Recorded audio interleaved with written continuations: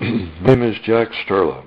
I grew up here in California, where my family had been living since the 1870s. I was on the football team, the track team, and was ASB vice president at Gilroy High School. My entire family were farmers, and at that point I never would have guessed that I would one day be flying bomber planes in the largest war the world had ever known. The year was 1940. I had been going to college for a few years, but now I didn't have a job, and because of the Depression, me and my family were experiencing tough times.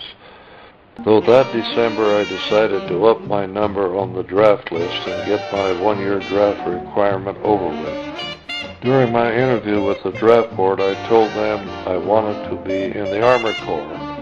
I thought I could drive a tractor, and what the hell, a tank was right down my alley. However, I got assigned to a station hospital medical corps at Fort Ord. Then in December of 1941, World War II started.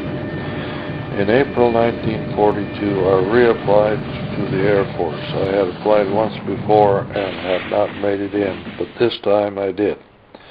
Before starting in the Air Force, they sent me on a month leave back home. This was fortunate because I was able to visit with my dad, who had just had a heart attack. After pre-flight school at Santa Ana, I moved up to primary flying school, then basic flying school, and then advanced flying school. I graduated on February 6, 1943. And before I knew it, I was flying the coveted A-20 at Will Rogers Field, Oklahoma City. After completing training, orders came for overseas duty, so it was to the South Pacific and New Guinea. First station was at Port Moresby, followed by Dobadura, then Nadsat, and finally Hollandia. In New Guinea, I was assigned to fly co-pilot in B-17s, a heavy bomber plane. One mission that I remember flying was with the 63rd Bomb Squadron. We were flying over a Japanese airfield on a nighttime bomb break, and we were caught in the light of a searchlight.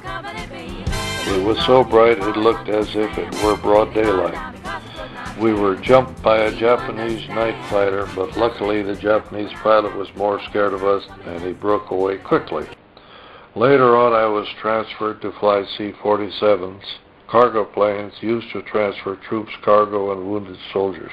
Before long, I received a transfer to the 8th Attack Squadron, 3rd Attack Group.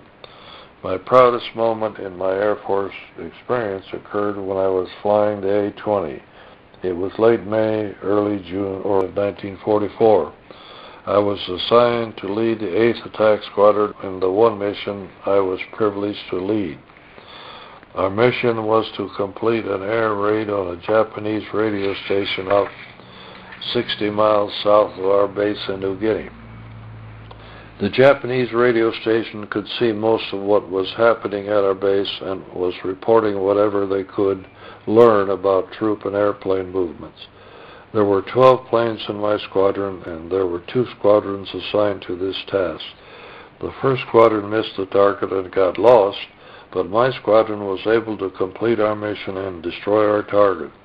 The fact that I was able to lead the 8th Attack Squadron, formed in World War I, was the greatest honor. After flying about 52 total combat missions in A-20s, plus 34 in C-47s, and 12 in B-17s, I had completed my overseas career as a pilot in the Air Force.